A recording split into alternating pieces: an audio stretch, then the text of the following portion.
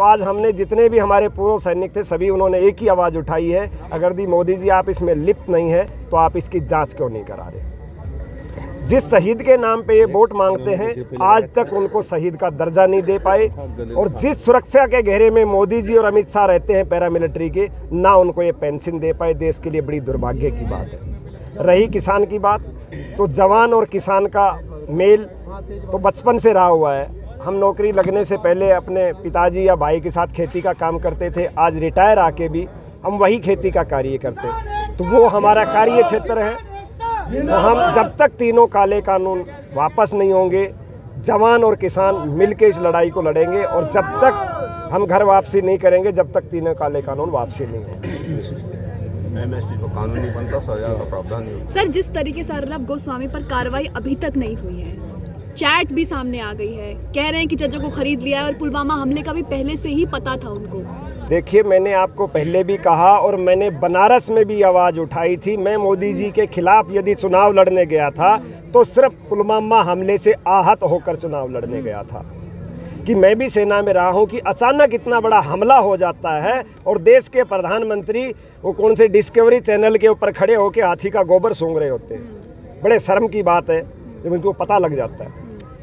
ताकि देश के सामने सच्चाई ला सकूं मैं एक सैनिक होने के नाते कि अपने आप को चौकीदार समझते, अब जो है सीमा के असली पहरेदार और चौकीदार, इनकी जो पोल खोलने के लिए हम बनारस गए थे। आज भी मैं ये कह रहा हूँ कि वो जांच किसकी कराएंगे, जो खुद हमले में सम्मिलित तो वो जांच किसकी कराएंगे। लेकिन क्लियर है ना मामला कि पाकिस्तानी थे, आतंकवादी थे वो लोग। भाई नाम बताए कौन था, कोई जानता है देश का व्यक्ति? नाम उजागर किया जो बम लेके गया, जो गाड़ी में मारा गया, कोई देश का व्यक्ति जानता है? मुझे बताइए कोई व्यक्ति जानता हो।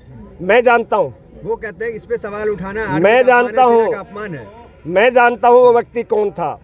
कश्मीर और नॉर्थ ईस्ट के अंदर आप जाओगे, जब कोई भी मिलिटेंट अगर सिलेंडर कर देता है तो उसे सरकारी नौकरी दी जाती है योग्यता के आधार पे। यदि उसे नौकरी नहीं दी तो उसको 15,000 रुपया भत्ता दिया जाएगा, जिसके लिए वो मुखबरी का कार्य करता है। और जो बॉम्बर था, जिसको फौजी भाषा में बॉम्बर कहते, जो बॉम्ब लेके जा रहा था, वह डीएसपी देवेंद्र सिंह के वहाँ 15,000 रुपये सरकारी भत्ते में नौकरी करता था। और पैरामिलिट्री का एक अपना नियम है, वो किसी भी बीट पे जब ड्यूटी करती है वहाँ स्थानीय प्रशासन के अधीन वो ड्यूटी करती है। डीएसपी देवेंद्र सिंह के अधीन जो है सीआरपी वहाँ ड्यूटी कर रही थी। और जो डीएसपी देवेंद्र सिंह का मुखबिर है वो अगर आरडीएक्स लेके जाता है तो फिर इसका इशारा कहाँ जाता है। और उसकी सच्चाई साबित होने वाली कुछ दिन बाद डीएसपी देवेंद्र सिंह पकड़ा भी जाता है, वो भी हथियारों के साथ, उग्रवादियों के साथ। उस टाइम डीएसपी देवेंद्र सिंह का भी एक मीडिया पे छोटा सा बयान आता है कि आप ठीक नहीं कर रहे हो। वो सीधे सीधे धमकी दे रहा था सीनियर अधिकारियों जी। लेकिन आप अर्नब गोस्वामी पे कार्रवाई की मांग करते हैं, लेकिन उनका प्रोग्राम पूछता है भारत तो लगातार जारी है ना। थूकता है उस पर कोई बार, आप ये सभी साथी बोल रहे हैं, कहीं नहीं पूछता, थूकता है भारत। अगर वो यहाँ कहीं आ जाए तो पब्लिक उनको कूट कूट के मार दे, उन दिखा देते भारत कितना थूकता है उनके ऊपर। शायद उनको दिखाई ना दे इतना थूक थूक के उनके ऊपर, शायद एक बार आके दिखा दे, उनमें इतनी ताकत है तो हिम्मत है। वो एक एसी रूम में बैठ के प्रचार करते हैं, किराए के भाड़े के टट्टू है, मैं तो ये कहता हूँ। आपको क्या लगता है कि इस सरकार में पुलवामा की जांच को लेकर कोई उम्मीद है आपको कि जांच होगी और सच सामने आएगा? बिल्कुल भी नहीं। ये सरकार अपनी जांच क्यों कराएगी? जिन्होंने हमला कराया वो अपनी जांच कभी कराता है? देश का दुर्भाग्य देखिए, इस देश के अंदर इसी सरकार के दौरान ऐसा भी मामला हुआ जिसको हम निष्पक्ष मानते थे, न्यायालय, सुप्रीम कोर्ट के जज, जिनके ऊपर यौन उत्पीड़न का मामला लगा, लेकिन इतिहास में पहली बार यौन उत्पीड़न के मामले की सुनवाई भी खुद कर रहे हैं, खुद ही जज है और अपने आप को बाइज्जत बरी भी कर रहे हैं, और कुछ दिन के बाद राज्यसभा चले जाते हैं। तो आप विश्वास किस पे करेंगे? किसानों का समर्थन करने आए हुए हैं, जय जवान जय किसान का नारा दिया जाता है, और ऐसे में किसान के साथ जवान की कौन सी भूमिका में आंदोलन में सहयोग रहे? देखिए, बात समर्थन की नहीं है, बात साथ की है। समर्थन पार्टियों में होता है। मैं भी एक किसान हूँ, मैं अपने हक की लड़ाई लड़ने आया हूँ। ये मेरे से पहले से लड़ रहे हैं, मैं इनका शुक्रगुजार हूँ। मेरे पास भी ज़मीन है, मुझे भी पता है कि मेरा हक क्या है, तो मैं अपने हक की लड़ाई तो क्या भूमिका होगी जवानों की? जो देखिए, सैनिक है तमाम, हमारे जितने भी जो साथी जवान हैं, जिस प्रकार से युद्ध में प्लानिंग की जाती है, तो हम तो इतना ही कर सकते हैं कि इनको तरीके बता सकते हैं कि दुश्मन से लड़ना कैसे है। लेकिन दुश्मन में फ़र्क है, वो दुश्मन सामने होता है, ये दुश्मन हमारे घर में है, लेकिन है ये भी हमारा दुश्मन जो हमारी जीवनी छीने। आपने ही चुन के लाई, दुश्मन कैसे होगा? तो कोई बात नहीं, हमने चुनी है तो हम ही उसको उखाड़ के फेंकेंगे ना। हमने कब मना किया कि हमने नहीं चुना? हमने पहले कांग्रेस को भी चुना था, आज कांग्रेस की क्या हालत है, तो तो वही हालत इनकी भी करके दिखाएंगे। कानून तो इसलिए लाया कि जो कांग्रेस के टाइम में आत्महत्या होती थी वो रुक जाए। अच्छा, अब आत्महत्या बंद हो गई, आप आत्महत्या बंद हो गई, कितने 200 किसान तो यहाँ मर चुके हैं हर घंटे में। कैसे कह सकते हैं आप? अब देखिए वो बताएंगे ना क्या हुई। बात आत्महत्या की नहीं है, ये बात अब तो आ गई मान और सम्मान की। वो ये किसान है जो पूरे देश का पेट भरता है। मोदी जी गोबर नहीं खाते, रोटी खाते, और इसी किसान की पैदा हुई खाते हैं। जब प्रधानमंत्री कहते हैं कि बातचीत का रास्ता खुला हुआ है, तो आपको नहीं लगता कि आंदोलन को रास्तों को छोड़ उस रास्ते को भी ट्राई किया जाए? आप अपना कैमरा लेके जाइए, आप दिखाइए रास्ता कहाँ है। आप रास्ता खोल दीजिए, हम खुद चले जाएंगे। प्रधानमंत्री स्वयं कहते हैं, संसद में कहते हैं रास्ता बता दे, वो मोबाइल नंबर हमें बता दे, कोई बात नहीं, हमें कोई शर्म नहीं, हम बात भी कर लेंगे, उनके पास घर भी चले जाएं, जहाँ वो बुलाए हम जाने को तैयार है। बुलाए तो सही, बुलाते तो है नहीं। इतनी बड़ी किलेबंदी कर दी, पता है कौन सा तार लगाया गया है, और वो कहाँ मानव अधिकार मर गया जो अवार्ड लौटा रहे थे पहले थे, आज वो भी कहीं सामने नहीं आ रहे। बहुत से लोग जो पहले बड़ी वो करते थे कि देश में ये हो रहा है वो हो रहा है, मैं उनसे पूछना चाहता हूँ यहाँ पर जो तार लगा है वो मानव अधिकार का उल्लंघन है सरेआम। इस तार को आप जंगली जानवरों के लिए भारत की सीमा के अंदर किसी खेत में नहीं लगा सकते, वो किसानों के लिए आपने शहर के बीच में लगा दिया। ये सिर्फ बॉर्डर पे लग सकता है, ये भी मानव अधिकार का भी उल्लंघन, लेकिन मानव अधिकार भी आज गायब है। चलो फिर कैंडल मार्च का समय होगा जी, बताइए। मंत्री कह रहे हैं किसान तो ऐसे ही मरते रहते हैं, ये नया किसान आंदोलन में ना होते तो वो अपने घर पे मरते। अच्छा, उनका कहने का तो क्या है, वो कुछ भी कहें, उन लोगों का इतिहास आप सब जानते हो। अब उनके कहने से अगर वो यही चाहते हैं हमारा मोरल डाउन करे या किसी तरह, लेकिन कोई बात नहीं, उनकी जो सोच है, छोटी मानसिकता है, हम उनको इस पे कुछ नहीं कहेंगे। इसका जवाब जनता देगी, आने वाले समय में देगी, और जब जनता उनको सत्ता से बाहर करेगी तब हम उनसे पूछेंगे। यही सवाल का जवाब हो गया। सभी का बहुत बहुत धन्यवाद। तो आज हमने जितने भी हमारे पूर्व सैनिक थे सभी उन्होंने एक ही आवाज़ उठाई है, अगर मोदी जी आप इसमें लिप्त नहीं है तो आप इसकी जांच क्यों नहीं करा रहे।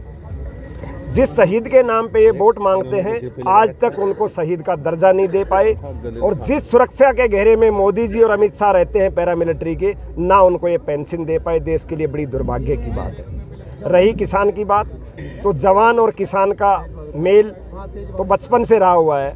हम नौकरी लगने से पहले अपने पिताजी या भाई के साथ खेती का काम करते थे, आज रिटायर आके भी हम वही खेती का कार्य करते, तो वो हमारा कार्य क्षेत्र है।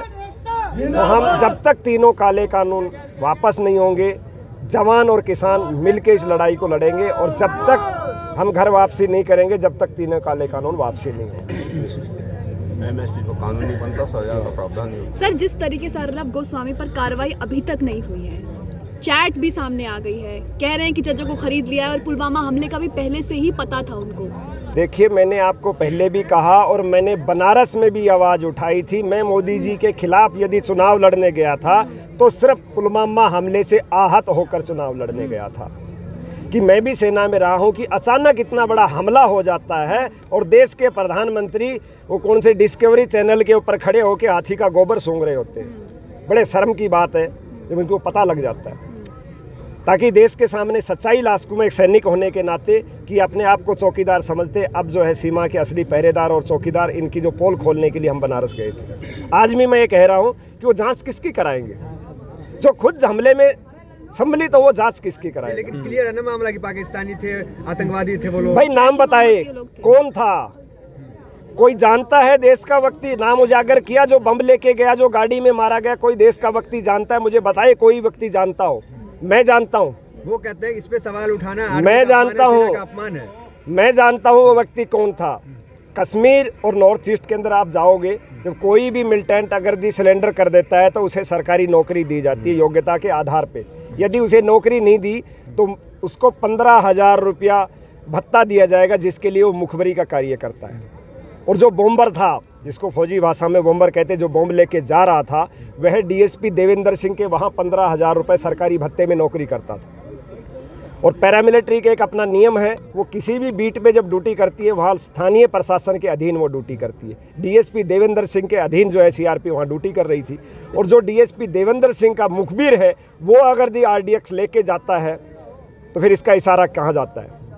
और उसकी सच्चाई साबित होने वाली कुछ दिन बाद डीएसपी देवेंद्र सिंह पकड़ा भी जाता है, वो भी हथियारों के साथ, उग्रवादियों के साथ। उस टाइम डीएसपी देवेंद्र सिंह का भी एक मीडिया पे छोटा सा बयान आता है कि आप ठीक नहीं कर रहे हो। वो सीधे सीधे धमकी दे रहा था सीनियर अधिकारियों को। जी लेकिन आप अर्नब गोस्वामी पे कार्रवाई की मांग करते हैं, लेकिन उनका प्रोग्राम पूछता है भारत तो लगातार जारी है ना। थूकता है उस पर कोई बार आप ये सभी साथी बोल रहे हैं, कहीं नहीं पूछता, थूकता भारत। अगर दी वो यहाँ कहीं आ जाए तो पब्लिक उनको कूट कूट के मार दे, उन दिखा देते हैं भारत कितना थूकता है उनके ऊपर। शायद उनको दिखाई ना दे इतना थूक थूक के उनके ऊपर, शायद वो एक बार आके दिखा दे, उनमें इतनी ताकत है तो हिम्मत है। वो एक एसी रूम में बैठ के प्रचार करते हैं, किराए के भाड़े के टट्टू है, मैं तो ये कहता हूँ। आपको क्या लगता है कि इस सरकार में पुलवामा की जांच को लेकर कोई उम्मीद है आपको कि जांच होगी और सच सामने आएगा? बिल्कुल भी नहीं। ये सरकार अपनी जांच क्यों कराएगी? जिन्होंने हमला कराया वो अपनी जांच कभी कराता है। देश का दुर्भाग्य देखिए, इस देश के अंदर इसी सरकार के दौरान ऐसा भी मामला हुआ जिसको हम निष्पक्ष मानते थे, न्यायालय, सुप्रीम कोर्ट के जज जिनके ऊपर यौन उत्पीड़न का मामला लगा, लेकिन इतिहास में पहली बार यौन उत्पीड़न के मामले की सुनवाई भी खुद कर रहे हैं, खुद ही जज है और अपने आप को बाइज्जत बरी भी कर रहे हैं और कुछ दिन के बाद राज्यसभा चले जाते हैं। तो आप विश्वास किस पे करेंगे? किसानों को समर्थन करने आए हुए हैं, जय जवान जय किसान का नारा दिया जाता है और ऐसे में किसान के साथ जवान की कौन सी भूमिका में आंदोलन में सहयोग रहे? देखिए, बात समर्थन की नहीं है, बात साथ की है। समर्थन पार्टियों में होता है। मैं भी एक किसान हूँ, मैं अपने हक की लड़ाई लड़ने आया हूँ। ये मेरे से पहले से लड़ रहे हैं, मैं इनका शुक्रगुजार हूँ। मेरे भी पास भी ज़मीन है, मुझे भी पता है कि मेरा हक क्या है, तो मैं अपने हक की लड़ाई तो क्या भूमिका होगी जवानों की? जो देखिए, सैनिक है तमाम हमारे जितने भी जो साथी जवान हैं, जिस प्रकार से युद्ध में प्लानिंग की जाती है, तो हम तो इतना ही कर सकते हैं कि इनको तरीके बता सकते हैं कि दुश्मन से लड़ना कैसे है। लेकिन दुश्मन में फ़र्क है, वो दुश्मन सामने होता है, ये दुश्मन हमारे घर में है, लेकिन है ये भी हमारा दुश्मन जो हमारी जीवनी छीने। आपने ही चुन के लाई, दुश्मन कैसे होगा? तो कोई बात नहीं, हमने चुनी है तो हम ही उसको उखाड़ के फेंकेंगे ना। हमने कब मना किया कि हमने नहीं चुना? हमने पहले कांग्रेस को भी चुना था। आज कांग्रेस की क्या हालत है, तो वही हालत इनकी भी करके दिखाएंगे। कानून तो इसलिए लाया कि जो कांग्रेस के टाइम में आत्महत्या होती थी वो रुक जाए। अच्छा, अब आत्महत्या बंद हो गई। आप आत्महत्या बंद हो गई, कितने 200 किसान तो यहाँ मर चुके हैं हर घंटे में। कैसे कह सकते हैं आप? अब देखिए, वो बताएंगे ना क्या हुई। बात आत्महत्या की नहीं है, ये बात अब तो आ गई मान और सम्मान की। वो ये किसान है जो पूरे देश का पेट भरता है। मोदी जी गोबर नहीं खाते, रोटी खाते, और इसी किसान की पैदा हुई खाते हैं। जब प्रधानमंत्री कहते हैं कि बातचीत का रास्ता खुला हुआ है, तो आपको नहीं लगता कि आंदोलन को रास्तों को छोड़ उस रास्ते को ट्राई किया जाए? आप अपना कैमरा लेके जाइए, आप दिखाइए रास्ता कहाँ है। आप रास्ता खोल दीजिए, हम खुद चले जाएंगे। प्रधानमंत्री स्वयं कहते हैं, संसद में कहते हैं रास्ता बता दे, वो मोबाइल नंबर हमें बता दे। कोई बात नहीं, हमें कोई शर्म नहीं, हम बात भी कर लेंगे, उनके पास घर भी चले जाएं, जहाँ वो बुलाए हम जाने को तैयार है। बुलाए तो सही, बुलाते तो है नहीं।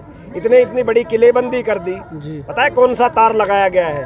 और वो कहाँ मानव अधिकार मर गया जो अवार्ड लौटा रहे थे पहले थे, आज वो भी कहीं सामने नहीं आ रहे।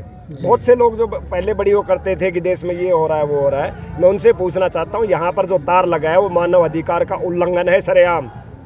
इस तार को आप जंगली जानवरों के लिए भारत की सीमा के अंदर किसी खेत में नहीं लगा सकते, वो किसानों के लिए आपने शहर के बीच में लगा दिया।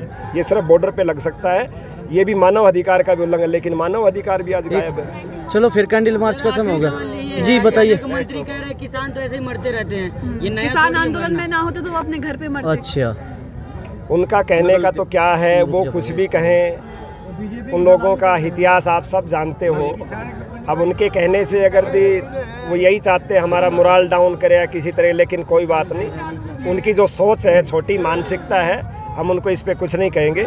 इसका जवाब जनता देगी, आने वाले समय में देगी, और जब जनता उनको सत्ता से बाहर करेगी तब हम उनसे पूछेंगे। यही सवाल का जवाब हो गया। सभी का बहुत बहुत धन्यवाद।